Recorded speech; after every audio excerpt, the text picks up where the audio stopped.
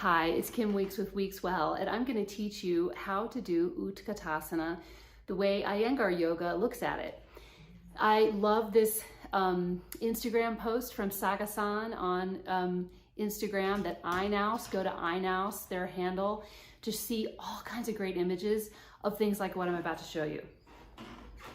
So, Utkatasana is called Powerful Pose, Mighty Pose, and it has evolved to also mean chair pose. So I'm using a chair because you may work in chairs and you're to learn how to do the pose. So it's really important to think about how the tank of the abdomen is holding up the rest of the body via the strength of the legs and especially the buttocks. So do you remember, or do you know, if you've taken a yoga class, rolling your thighs out, rolling the thighs out is something that you do when you sit in a cross-legged position at the beginning of class. So I want you to do that and sit on the edge of your chair, but then hold your hips in. And that just means what's underneath your hands, squeeze in a little bit so that your sit bones, those bony things touching the chair, can feel broad and grounded, okay? Now watch, tailbone. I like to say, where's Waldo? You want to secure the tailbone, okay? Secure the tailbone as you are spacious in your pelvis and strong in your outer hips.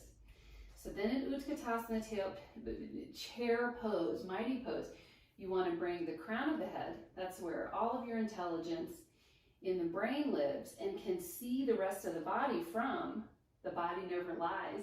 So it's showing you what it is. Use your head to see it. And you ground and you lift and you stay spacious in the pelvis. And let's just use the hands on the thighs first. You secure the tailbone to lift up. You've got to really figure out how you pull yourself up. Okay, it takes tons of ab work to pull yourself up, okay? But so that's really hard, and I can even feel some tension in my abdomen from doing that. So what we do in Utkatasana, chair pose, mighty pose, is to reach the arms. So now when I reach my arms, it's making it so much easier because my pelvis can lift my arms can lift my pelvis.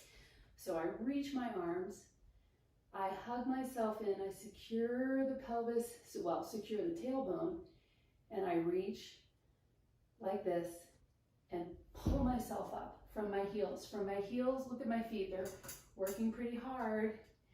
Lift myself up like this. Okay, now if this causes knee pain or knee problems or low back pain or problems, you need to do it at the wall. So I'm going to show the modification here.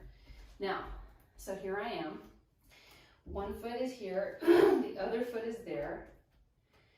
And I've got 2 feet in front of one another. I take my feet out to here, right where my 2 feet were.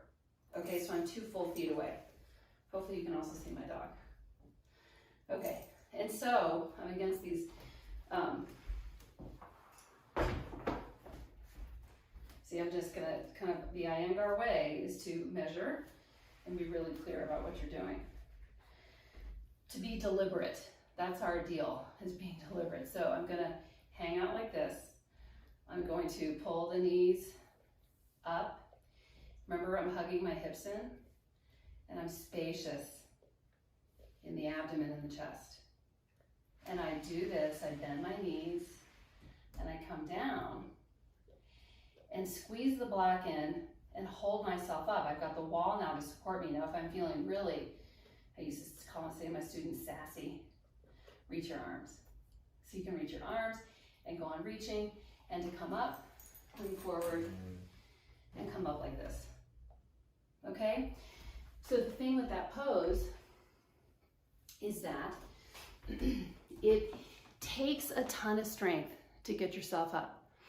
It takes subtlety and quiet in the spine.